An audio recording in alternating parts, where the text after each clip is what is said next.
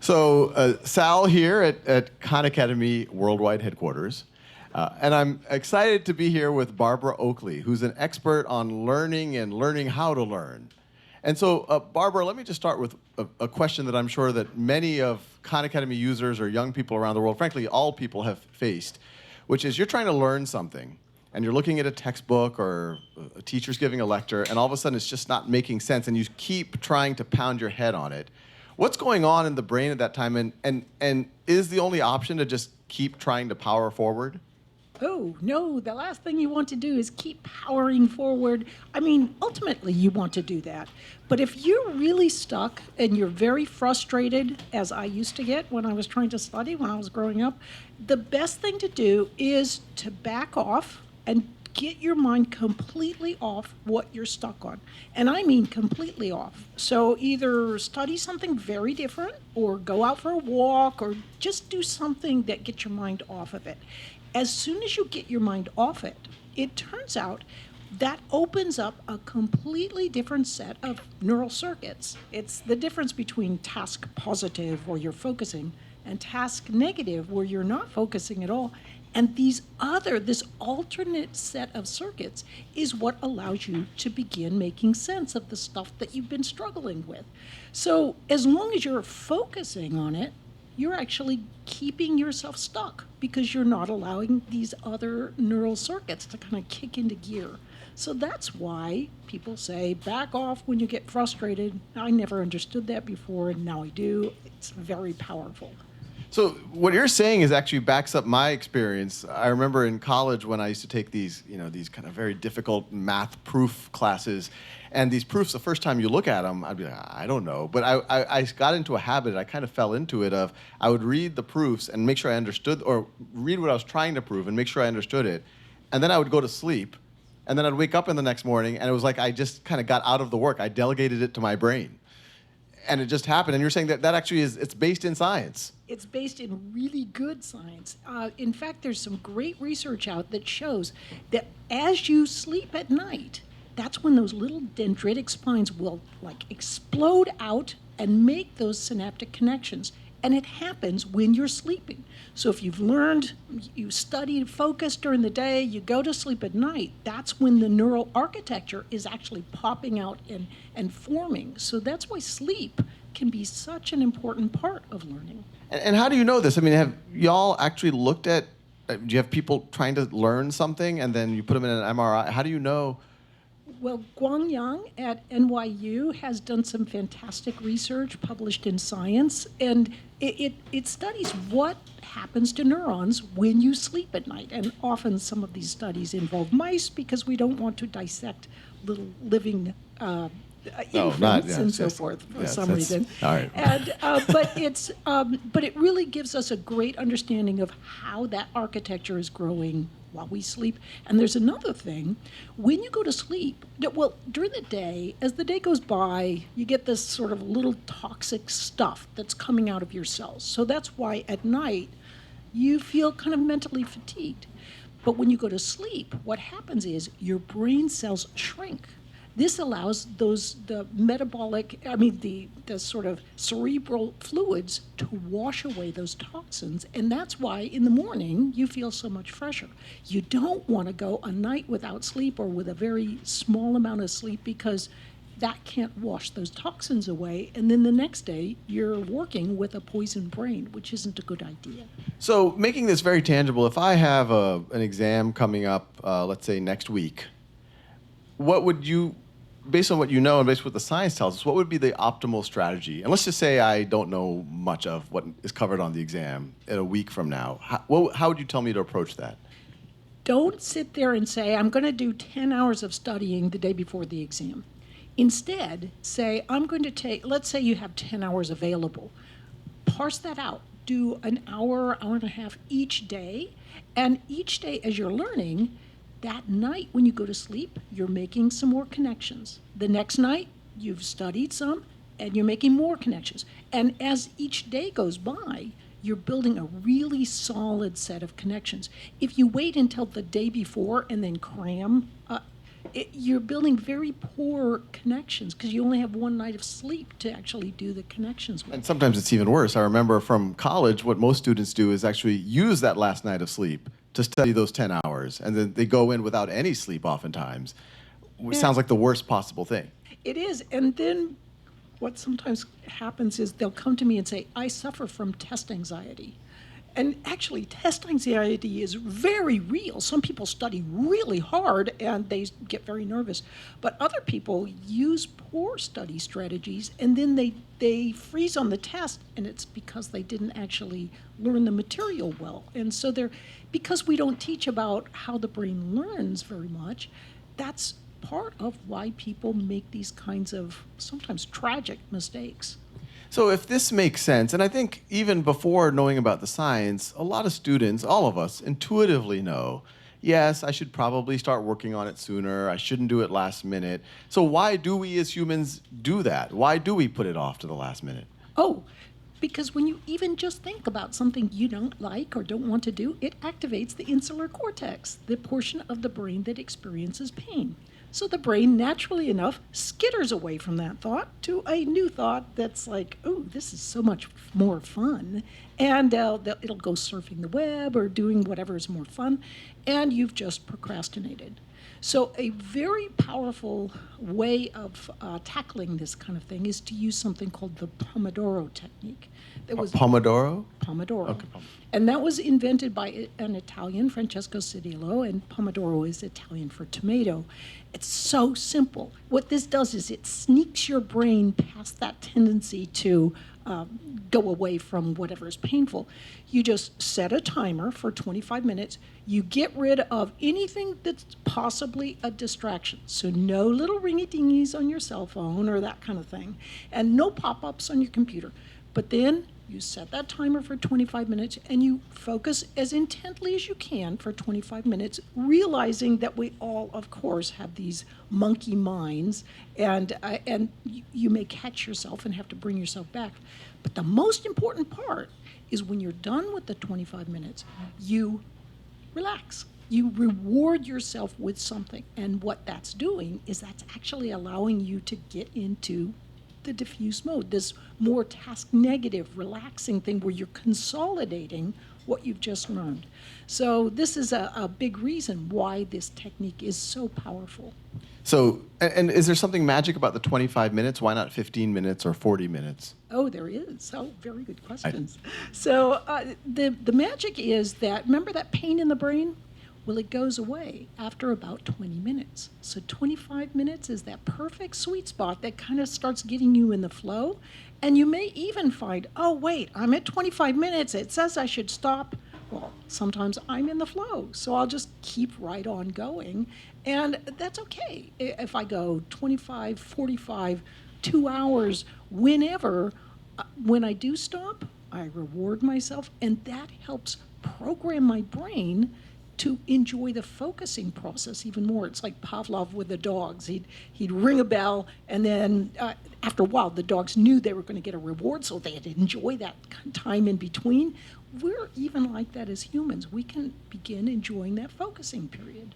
And so, make sure I understand, it's not that you have to stop at 25 minutes. It's just that at 25 minutes, the bell rings. You have earned the right for guilt-free whatever it might be, Bingo. surfing the web, go for a walk, Yes. and that even that time is still productive. You shouldn't have guilt associated with it. One, you did your focus time, but you're also saying that you're getting into the default mode is how you describe, and that's where your brain, if you go for a walk, you're starting to form the connections based on what you just focused. That's right. We often think that if you're relaxing and you're not focusing, that you're not doing any work. But actually, your brain is doing a lot of productive yet subconscious work when you're taking these breaks, which is part of why these breaks are so important. And they also, if you focus all the time, there is some evidence that it might actually reduce your creativity, reduce the ability of the default mode to kind of kick into play. So when you're taking these little breaks, you're actually also sort of encouraging your creativity. And when the bell rings, but you're in your flow, And if you're feeling like this is really good, and the pain, I mean, that is fascinating. It's literally, because I don't feel physical pain. I mean, there's all sort of things, I'm procrastinating at least 20 things right now. And I don't feel pain, but you're saying it's triggering the same part of the brain? Well, everybody procrastinates because when you're working on one thing, you're not working on another Yes. thing. But you're a little bit different to use as a model case for procrastination because you don't think like a lot of people do. But for me, a lot of Probably a times, good thing for life. but a lot of times you can get really, you can have a lot of good things, good options on the table, and then you may not feel that pain in the brain. For me, usually there's something, I'll have this thing I want to work on, this thing, and I'll work happily away. And there's this one thing, and I've been putting it off, and that's the one that can kick in that pain in the brain sort of feeling. And it's really, yeah, I mean, you definitely avoid it. And it's like a subconscious pain almost. But, and just to finish that point about this, I'm fascinated by this, the pomodoro and the timer. If you're feeling in the flow, you don't have to stop. You can keep going. Yes, and what I'll often do is I have a little timer on my computer. I'm using it. I'm working away, maybe on something, and I don't have my sound turned on the computer, so I can always just go check and see. Oh, has it expired or not? But it doesn't actually kick me out and say, check. Do you want to quit now? I can just decide that, when I feel free. But there's a lot of great apps using the Pomodoro technique. So people like to use these apps a lot of the time, and they'll collect Pomodoros. So Forest is a very popular app, and if you complete a Pomodoro, you plant a tree. If you don't, you kill a tree. But you can collect like 2 to 3 pomodoros on a certain topic, another number on another topic. If you like, if that helps your productivity, it's a great approach. For me, I generally just love to work, so I'm working away, but occasionally I will find myself surfing the web, and there's this one thing I should be doing. So I'll set the timer and get going with the Pomodoro, and I can feel it now. My brain is trained. As soon as I set that timer, I start kind of working away and actually getting excited about even stuff I don't like. It's a great technique. And there might be skeptics out there who says, okay, Professor Oakley, she's saying it, but she's a fancy professor. You said, my brain might be wired differently, but they might say your brain is probably wired differently. You're a professor. Has this been always, how has learning been for you most of your life? Well, before I talk about that, I should mention, so I teach a very large course called Learning How to Learn with Terry Sanowski on learning. And I have to say that out of 2.5 million students, it almost seems sometimes like I've heard from them all, and they love the Pomodoro technique. So it is. So I've just got a lot of feedback. It really helps for everybody, not just people like me. But people like me, well, my own background is I hated math and science when I was growing up. I flunked my way through elementary, middle, and high school math and science. I just didn't have the math gene, knew I couldn't do it. And then when I was 26 years old, I was getting out of the military, and for some weird reason, nobody wanted to get me with my Slavic languages and literature degree. And I thought, maybe I should see if I can learn something new, like maybe even this math stuff, because I could see the officers I worked with they had great job opportunities. They were often West Point engineers. And so I started, I wish there had been Khan Academy back then, but I started with remedial high school algebra and started working my way up, and now it worked. I'm a professor of engineering. But if you use some of these ideas about learning, I found that the way I learned Russian at the Defense Language Institute is actually very similar to how you learn in math and science. And when I applied those same techniques, which are actually the techniques that involve how your brain really learns, it worked. But if I'd known then what I know now about learning, I still could have made it much easier. So after the military, you went on this wanting to go back into math. But at that time, you did not know about these techniques. What was different about it when you were learning it in your 20s versus when you first tried to learn it when you were 14 or 15? I didn't have to have a job when I was 14 or 15 because I was supported by my parents. Yeah, I lived in that home. So there was an urgency to it. There was a high stakes. And I think part of it too is I looked at the future and I thought, you know, we know language and culture is always going to be really important. But in today's world, math and science is really important as well. And it's not like you have to become an engineer or a computer scientist, but if you have some knowledge of those fields, it really broadens your ability to get decent jobs today. So I always say, yeah, I did the thing everybody told me. I followed my passion. I learned a language, but I didn't broaden my passion. And that left me in a box. And so today, I often encourage people, it's great to follow your passion, but broaden it also, and you'll find that it's really helpful in today's working world. And how did you? So you went back into math, motivated to some degree by economics, and it seems like you learned it. How did you fall into this area of research when you went back to grad school? Did you say, I want, this learning is interesting to me because there's a phase in my life where I had trouble and now I figured it out? Or how did you get to this field, which is a fascinating one? I think it applies to everyone.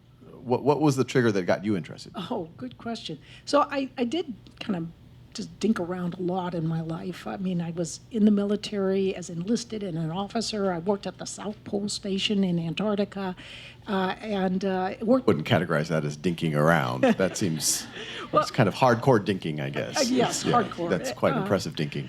And I used to work as a translator for the Russians on Soviet trawlers up in the Bering Sea. But in all of these kinds of things, now. See, there's one problem, though. See, I'm not like you. You have this incredible working memory. My working memory is like one thing at a time, and when I get on, I get it, and it's like, it's shiny, and then I get distracted. We are more similar than you imagine. So what was the question again? For real? For real? Oh, yeah. No, I thought that was how did you get interested? Maybe I do have slightly longer working memory, if that was for real. But how did you get interested in this field? The thing is, a student asked a question and said he found out, because I was just a typical professor and, with a little bit lower working memory than many professors, but I did my engineering research and so forth. And one day, but I'd love to write. And so on the side I'd write, but I'd keep it hidden because tenure and all that kind of stuff. But one day a student asked me how he found out I was terrible at math growing up and said, how'd you do it? How'd you change your brain? And I thought, how did I change my brain? And so I wrote him a little email. And then I thought, well, because of the past books I'd written, I knew a little about neuroscience, about cognitive psychology. And I thought, well, I should put together some of these ideas because a lot of information that's out there on learning comes from education or some from the field of cognitive psychology, but there's actually all this incredible research that's being done in the field of neuroscience. And so I put together a manuscript, and that became the book, A Mind for Numbers. And I just kind of wrote a book about it, and it turned out really super popular. And so I was just surprised because it was kind of a little side just venture for me because I just thought I was going to do my normal engineering stuff.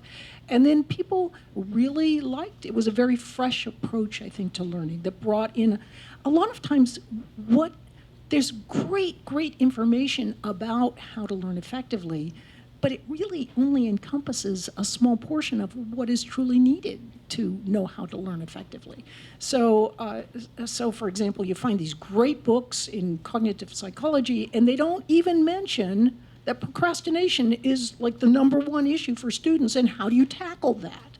And there's just so much information that's that's not being put together. And so, I like to synthesize and stand on the shoulders of these great researchers, but bring in a lot of different ideas. And so I just kind of backed into it accidentally. Because it is fascinating, because there is all this research going on that I actually had no idea about until starting to look at some of your work. And it is so practical and it is so relevant to, frankly, everyone, but no one was really communicating, or maybe communicating it in the right way.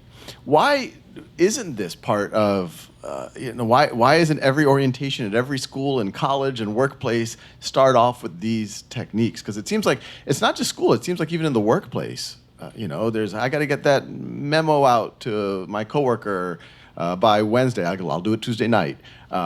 Why isn't this more widespread in your sense?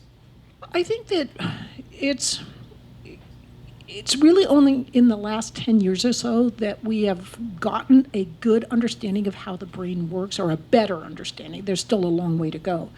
And it hasn't caught up with modern pedagogy.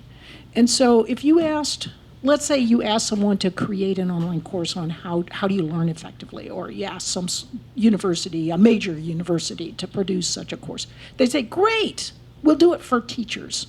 And if you said, no, actually, normal people, ordinary people would like to know this too, they'd say, good, we'll produce a course and it will have 2 weeks on the history of education, 2 more weeks on theories of education, 2 more weeks on how babies learn, a little bit on how people learn, but no neuroscience, maybe just 1 lecture because it's too hard. And so what Terry and I did was kind of flip that all on its head and say, well, let's start from neuroscience. If it's too advanced, we'll use some metaphors to help bring you along. And it actually is easy stuff, and it's so useful. And that's why the Learning How to Learn course is so incredibly popular. It's simple and easy kinds of information. But I think some of it, too, is, let's say you are a professor of cognitive psychology and you've just spent the last 30 years of your life researching issues related to working memory. There's part of you that screams, well, it can't be that easy. I've been working forever on this thing and she's making it just like, but it actually is. The fundamental ideas are really, really easy for anybody to understand. And so I've been working with Terry and Greg Hammonds to make some great videos for kids now that also explain some of these ideas, because everybody says these ideas about learning are so simple that anybody can learn. I mean, I wish I'd known them when I was a kid. And actually that's true. So that's what we've been working on. Yeah, it's so surprising because, one, they make intuitive sense, but then when you back it up with the neuroscience, then are there skeptics here? It feels like, you could say the sky's blue and there will be skeptics. There will be someone who will say, what, are there people saying, well, no, that's not exactly right. Sometimes it's better to pull an all-nighter. I don't know. Are you hearing pushback from anyone? No. I mean, every great once in a while anybody will get pushback. But when you're working with one of the world's greatest neuroscientists, all I kind of have to do is say, okay, you want to argue about the neuroscience? Go talk to this guy. And Terry is really one of the world leaders. But I think if you use a metaphorical approach to explain some of these fundamental ideas, and you say, I'm using a metaphor, this is the main idea, it's kind of hard to argue with that. And going back to the very practical tips, I guess you could say, we talk about this importance of sleep. Would you say that is there any research or even rules of thumb about maybe the best time to study, morning, evening, or is that kind of the jury's out on that? Jury's out because some people are morning people, others are night owls. They do find that as the day goes by, your metabolites will come out and you're accumulating toxins. But even so, some people just seem to be able to perform better at night. And so, bless them. I wish I could be that way. But there's just, everyone's different. We do find that there's about 4 hours or so of really intense sort of time you can do deliberate practice and do something that's really hard. So, for example, if you're a concert pianist, about 4 hours is your best practice time, a mathematician or whatever. But you can still get a lot done. Sleep, though, there do seem to be a few people that have the short sleep gene that can get by on 3 or 4 hours of sleep. I want that gene. Can they maybe, introduce it somehow? But for most people, you need around 8 hours or so. Younger people need more sleep. Naps can help, but they can't really replace a good, solid block of sleep at night. It's interesting. It's connected to Khan Academy. This 4-hour number that you mentioned, it definitely syncs with my personal experience. Because when I make videos, videos are actually quite mentally taxing to do because most of them, they're done in real time. So you're trying to do the problem in real time, but at the same time, there's a part of your brain that's making sure, are you saying all the right things? Would this be understandable for someone? Are you speaking cohesively? All of these types of things. And since I've started this journey on Khan Academy, about 4 hours is my cap. After 4 hours, I really can't produce more, and then I try to do, less mentally intensive things. But it is amazing. I kind of just hit a wall after about 4 hours. Yep, I find that myself. And so people say, well, then we should only have 4 hours in the workday. And I wish, but actually 4 hours are really intense, and then the other hours as you can still be very productive just doing things that are a little less intellectually demanding. Yeah, and my old boss, and I didn't realize his advice was based in sound neuroscience, but even when I worked at a hedge fund, and finance and hedge funds, they're normally associated with people working 80 hours a week and always on and all of this. He was very adamant that as soon as the markets closed, when we were in Boston at 4:30, when we were out in California, it was at 1:30, he'd say, go home, recharge, make sure you get a night's sleep, because our whole job is to make good decisions and to avoid bad ones. And as soon as but I think he's also implicitly saying that, look, you've been studying all of these stocks and doing all this analysis all day. Part of it is let that default mode happen. That's right. And so you might start seeing some insights. I think that's very true. It's very good advice. I think another piece of advice that I give, and I don't know that there's actually neuroscience based on this, but is to try during your recharge hours to learn about something that's completely unrelated to whatever your main task is.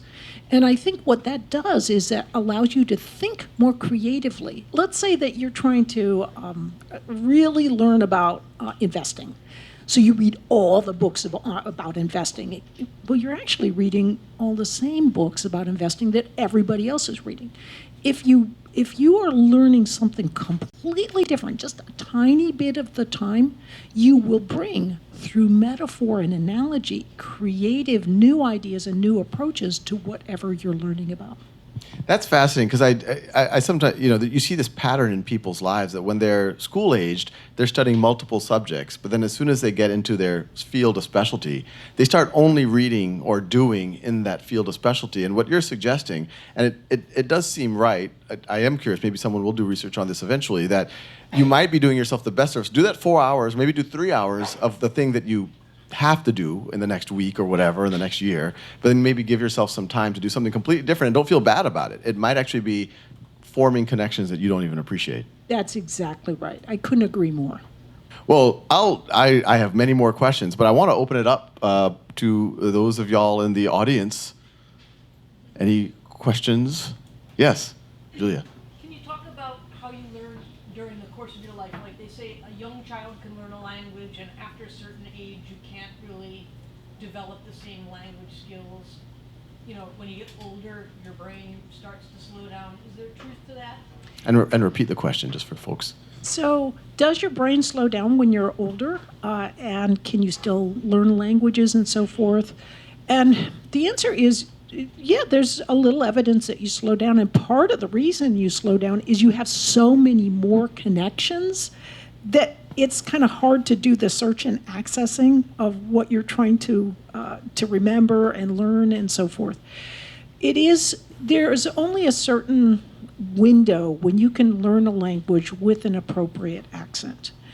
But you can still learn a language. In fact, there's plenty of examples. There's a whole language learner ecosystem with some terrific individuals, Benny the Irish polyglot, for example, who will introduce you to people who are even in their 60s and 70s and are learning new languages. But have you ever met those kinds of really, they're older people and they're kind of curmudgeons and they think their way is right no matter what? You don't want to be like that person. So the best way to avoid that is to keep learning, keep your mind open to new things. And so I think these are the kinds of things you make available to everyone in a way that whatever level you're at, you can start there and then move upwards in so many different. I have to admit, I used your videos to help improve my statistics scores because you had such a great approach for kind of weaving in different ideas about Poisson and binomial and how they're related. And then my younger daughter said, the reason I passed calculus, and she did very well, was because of Khan Academy's videos. So you've done some great work. Thank you. I'm flattered, and it's a team effort, and you're making a brown man blush. So congratulations. No, but and look, I will also admit I also use Khan Academy to because I think my working memory is shorter than you give me credit for. But No. it is everyone has to relearn and review. And I actually met a Nobel Prize winner in economics who said that he was using the Khan Academy videos to refresh on certain parts of economics because he had gotten so deep in his specialty that when he had to review some more of the basic ideas, it was a good refresher. So there's no shame in that. That's right. And I think that's what I love about the Khan Academy approach is when you have those gaps, and everybody's got those gaps, if you're climbing higher in that particular subject matter, you can go and fill in those gaps so much more easily with the videos that are available. And we have thousands of practice items too. This is my little plug, but yes, that's Yes. like you could test their knowledge. Yes, Irene. Could you share more about what are some of the concepts behind learning how to learn? Oh, okay. So we've talked about focused and diffuse, and then there's also in the pomodoro technique, creating sets of links, of neural links, and practicing with those sets of neural links so that you build stronger sets. What that does is, see what. Give an example of that. What does it mean to practice with sets of neural links? Okay, What's a tangible? so I'll give. So, for example, when our younger daughter was learning to back up the car, she was. It was really, really hard for her. And it is hard for anybody. Do you look in the front mirror? Do you look in the side mirrors? Do you look behind you? Which way do you go? And then you're off in the ditch. So what is happening is you have a very limited working memory that can hold usually a maximum of around 4 items. And so what you're trying to kind of hold all these concepts at once, and it's difficult. But once you have learned to back up a car, so you've learned it, you practice with it, you really know it, what you've done is you've kind of parked this new set of long-term links of links in your long-term memory. And what's happening with your working memory is it's going, oh, I want to back up the car. Well, I've only got 4 arms that I can work with. Well, I already know how to do this. I'm just going to reach out to this subroutine that I've parked out in long-term memory. I'll grab that, pull that into my working memory, and oh yes, while I'm doing that, my other arms of my attentional octopus are free, so I can be listening to the radio, maybe checking to see if my seatbelt is fastened. And this is what happens in a lot of learning. If you have practiced and created this nice set of neural links, then what happens when you're taking a test is you take the test and you go, well, now wait a minute. Now they're wanting me to put a binomial distribution together with a geometric. They're being a little tricky here, but you can haul them both up into working memory because you've got these nice sort of procedural fluency sets of links you've already set up, so you can just connect them in the limited working memory that you do have. So the more experts they're differentiated from normal non-experts by the fact that they have all sorts of sets of neural links that they've created and parked in long-term memory, and they can access them and bring them up into working memory whenever they want to. And so that is such an important part of learning. We often just think, well, you should conceptually understand this idea. So you should pull it all into working memory and really have it all in mind. But our working memory is really restricted. You can't have it all in mind. So you want to have practiced enough so that important parts of what you're learning are already parked down in your long-term memory. And this is, let's say you're learning to play a musical instrument. So you learn a chord, and then you get that parked in long-term memory. Now you connect that up with another chord, and maybe another. And then suddenly you can play part of a song. And if you practice enough, you can just get it started and it'll play on its own. Actually, that's another story, but same for learning a language. If you're learning and you practice with the different verb conjugations, it becomes very natural, very automatic. And so really really important part of learning is creating these nice sets of long-term memory links that you can just instantly pull into working memory whenever you need to. So would those be kind of the headline concepts that you talk about? So it was the focused and the default?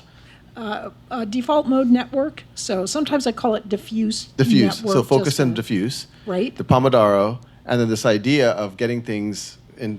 I like that kind of these mental tentacles, the extra arms that we can build through practice by reinforcing those networks as much as we can. Right. So working memory is in your prefrontal cortex, and it can connect into the long-term sets of links that you've created there. So that's another really important thing. Often we think that students' best traits are really bad traits. And what I mean by this is sometimes we'll think, oh, well, you've got a poor working memory. That's really bad. But actually, I am here to tell you, and it's not just self-justification, that having a poor working memory can actually be a really good thing. And the reason for that is, remember those 4 arms of that attentional octopus in your working memory? Well, some people they have really retentive working memories. And other people are a little more like me, they got it, it's all in mind, it's, ooh, shiny, and then something falls out. But when something falls out, something else comes in. And research has shown that individuals that have problems with their working memory are often very creative. And indeed, my hero in science is a man named Santiago Ramon y Cajal, and Cajal was a terrible student, awful working memory, couldn't really retain stuff very easily, was a troubled student, got kicked out of school several times, and ended up winning the Nobel Prize and is now considered the father of modern neuroscience. And Cajal was once asked, how'd you do it? I mean, what's your secret that can help us? And he said, I am no genius. And he wasn't. He really struggled to try to learn something new. But he said, I was successful because I was persistent and I was flexible when the data told me I was wrong. He said, I've worked with many geniuses. And the challenge with geniuses is they can be so smart that they get used to always being right. And then in adult life, they can tend to jump to conclusions without having all the data. And when they're wrong, they aren't used to being wrong, so they can't change their mind. Instead, they'll use their considerable intellect to justify whatever they've been wrong at. So I think the real point here is if you're one of those slower thinkers that really kind of has to struggle, congratulations, you can sometimes do things even geniuses cannot. And it makes you question the whole title of genius, because obviously by most definitions, the gentleman you just spoke of would be, but it's just not in the traditional, he can't memorize dictionaries and whatever else. But clearly he made insights that weren't available to others. And that flexibility is a form of genius in and of itself. I think so, yes. So, other questions? Yes. Hi, Barb. I notice you sprinkle a lot of humor in your videos, and I was wondering if you can say a few words about the role of humor in learning. Oh, so the challenge for me is I'm not very funny, so I like have to script it so carefully because it just doesn't necessarily come naturally. This one fifth grader was taking our course, and she said, I never understood that professors could be so witty. And I'm like, I scripted that witty in. Reading a script right now. Few people. No, I've just prepared that very carefully. But humor, I was making the point that you're overly self-deprecating. You clearly are witty without a script. But I'll let you continue your story. Wow, I've heard it from the maestro. But I think that people, a lot of times university professors, it is hard to be funny. Some people are funny naturally, and that's the way they are. But a lot of people, it doesn't come naturally, and so it's not something that when they're teaching, they would prefer to just teach the topic and not also have to worry about humor. And you can understand that. But the online world, I think of it as a mixture of academia with Silicon Valley, with Hollywood. And if you're going to be really competitive on the online world, it's not like universities, it's not like grandma's university anymore. It's something that you've got to be competitive with everything else that's going out there if you have quality material. And if you have a course that's just, a staid presentation of the material versus a course that presents the same material but it's got some nice humor in it, people are going to pick the funny course every time. So I think that simply hasn't received enough attention from research and MOOC makers. And I think it's being funny, even when it's hard, is important because it helps people to connect with who the instructor is and to have more fun with the material just as the instructor is doing. Well, the point you're bringing is an interesting one because you're kind of making a market-based argument that people will be drawn to the funnier courses. But I do suspect that I'm curious if neuroscience has even come up with anything, or it should be an area of study. The intuition would be if people are able to laugh a little bit, it de-stresses them, it opens their mind up so that they're less likely to be stressed as the new information's coming in, which is actually might lead to better learning. But it is interesting. Humor is such a big thing in our society. It's such a big thing of what makes us us, but it doesn't seem to be that studied. It's not. There's a very good paper, I believe, from 2015 that's a meta-analysis of humor studies. And actually, it kind of concluded the verdict is out as to whether humor is helpful. And I think part of that is just... Sounds like a very non-funny study. It sounds not much fun to read. Well, actually, it had some funny stuff in there. I was impressed with it. But one of the things I think they make the mistake of looking at a particular topic and saying, okay, we've got 5 minutes of funny and 5 minutes of non-funny, a little bit humor, no humor. But that's the wrong way to look at humor. You can't dissect it into a topic. It's a course. Does it uplift people's affect through the course? And that really has not been studied. It's an attitude, it's a tone. And I wonder, I know we're going a little off topic, but just from an evolutionary biology point of view, where humor and laughing, it's funny because, an alien might be afraid if we're baring our teeth and we're going, it almost seems threatening, but we view it as somehow it's crept into who we are as organisms. And it seems to be at least, some of our related organisms at least seem to relate to it. But it is fascinating. It is. I should say there's been a little bit of research onto full courses and so forth, but there's a lot from a neuroscientific perspective. There's a lot of similarity between that aha creative insight and the you're starting to laugh about something, there's a lot of neural overlap there. So I think you're right when you say that it relaxes people. And we tend to think of default mode network as only arising like when you take a few minutes of break and so forth. But actually, default mode network can arise just momentarily, even when you blink. In fact, martial arts experts like to launch attacks when you blink, not because you're not looking so much as your brain is temporarily disconnected from the outside world and you go into default mode during that blink. And so then, even when I think when you're learning something and you take that tiny aha laughing break, my suspicion, and I haven't seen research evidence to this effect, is you temporarily go into default mode, and you're able to come back and look at things with a fresh perspective as a result. I now understand why my offensive charges in the past weren't as successful. I timed them wrong. There we go. There other questions? Yeah, actually, I think we have some questions over here. Oh, from students. Yeah, Tristan. One of the main problems I have is that I'm not good at starting something that I don't like to do, such as math. And do you have any advice on starting something you just haven't been able to start before because you think it's going to take a really long time? Oh, that I so sympathize with you because I hated math for so long. And the thing for me is you hate a topic until you start getting traction with it. You get better at it. And math can take a little while to get better at. So I just go the completely different way. I'm like, use the pomodoro technique. It means a tiny bit of something you don't like. 25 minutes is, in the greater scheme of things, anybody can do 25 minutes. So when you're sitting down, don't sit there and go, I'm going to do my math. What that's doing is activating the pain. Say, I'm sitting down to do a pomodoro.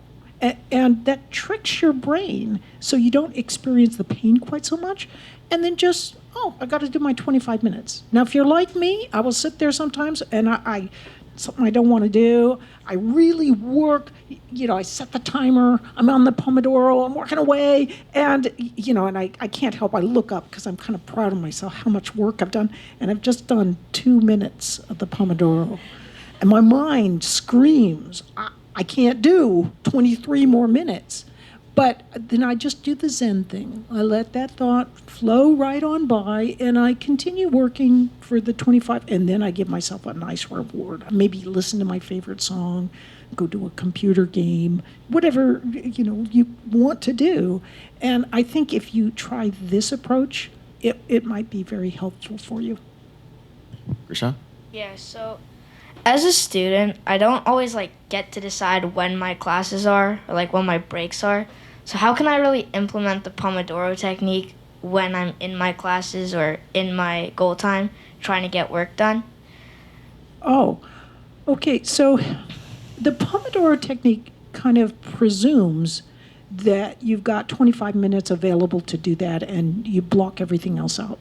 So what you want to do is, if you have self-directed time available, whatever that time is, just put away all distractions and try to work with as much focus as you can on that topic during that time that you have available.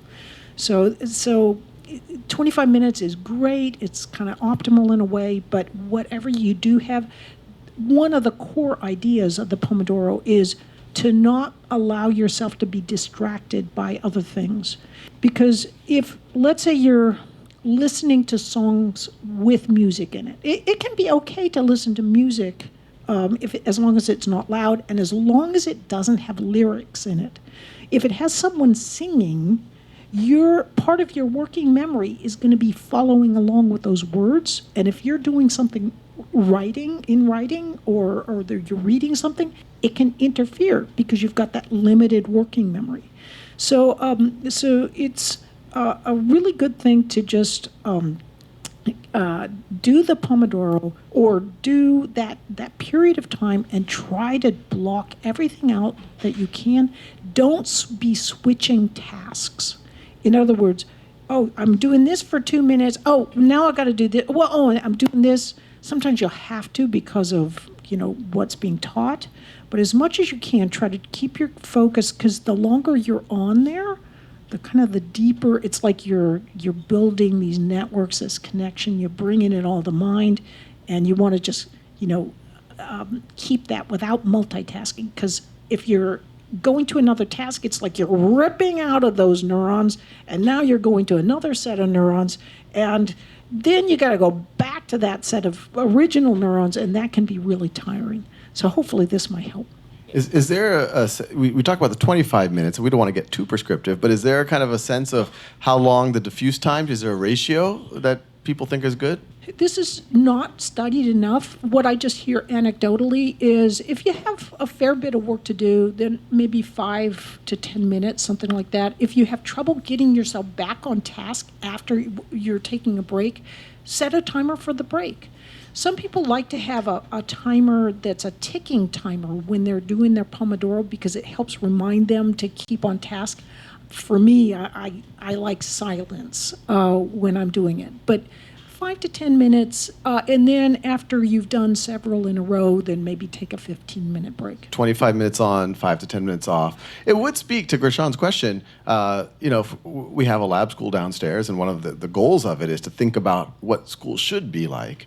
And so even this technique, and we already have a principle around as much active learning as possible versus passive learning, but even that active learning, we might have to get everyone timers or something to think about how to do this, followed by maybe 10, 15-minute breaks. It could be really interesting.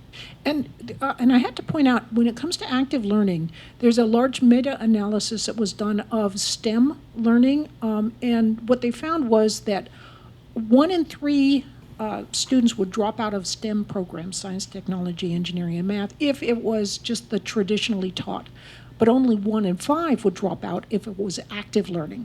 And part of what's going on, I think of it, and I think there's some truth to this, is when you're active learning, you're not just passively watching someone, or you are, in some sense, like here's your dendrite on your neuron, you are almost pulling a dendritic spine to start coming out and making a little connection. And that's that's almost, I think, and maybe studies will show this, we'll see.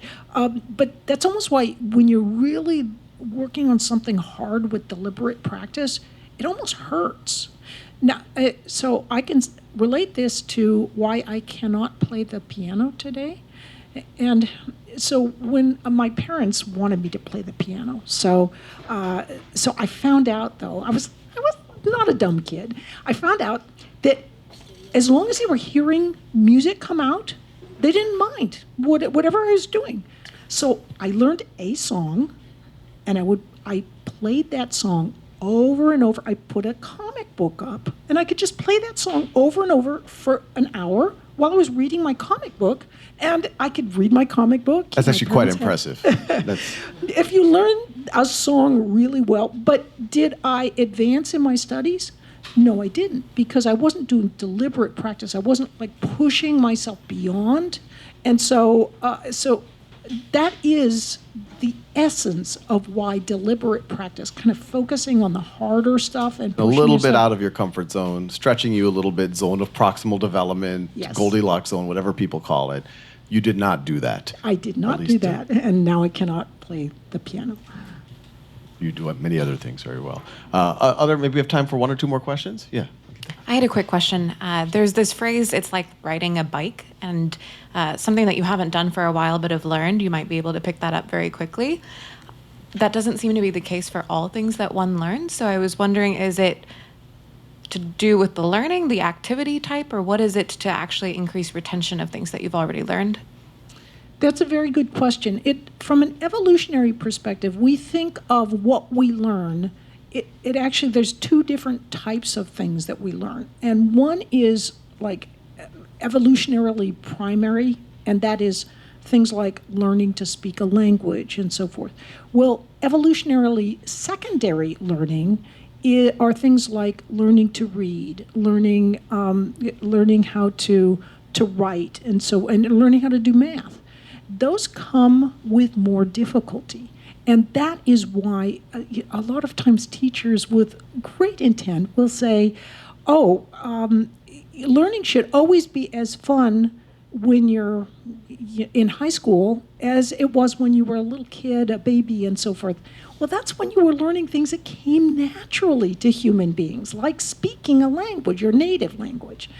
And so I think that when you're learning something, it depends a lot on whether it's a primary or a secondary type of learning thing. And it also depends, it's a really complicated subject. So, for example, if I try to learn Spanish now, I learned Russian before, and it will come out sometimes in Russian, whether I like it or not. And if I have a little bit of vodka, the Russian comes back even more easily. So Vodka in particular. vodka in particular. Vodka from the freezer, properly We're stored. not it's in the advocating freezer. anything. That's for sure. But it is funny how the environmental cues that you had can also be helpful. And so, unfortunately, I think we're all out of time. But thank you so much for this. I think for everyone watching, for all of us here at Khan Academy, I think personally we're all going to maybe get some timers or use some of these apps. But I think it is very tangibly useful to have some of these frameworks. And I think as we think about Khan Academy, even the product and the experience, as we think about how we do practice on Khan Academy and all these things, I think it'll be really valuable for us to say maybe some of these ideas that we learned from Professor Oakley will be could make a big difference here. So thank you so much. And for any of y'all are interested, do a web search for Professor Barbara Oakley. You'll see all sorts of interesting things. Thank you.